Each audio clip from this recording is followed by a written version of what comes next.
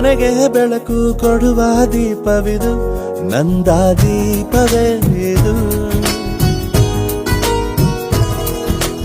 ಆಡಿಸುವ ತನ ಕರುಣೆಯ ಮೇಲೆ ನಮ್ಮ ಪಾತ್ರವು, ಸಮಯದ ಸೂತ್ರವನದು.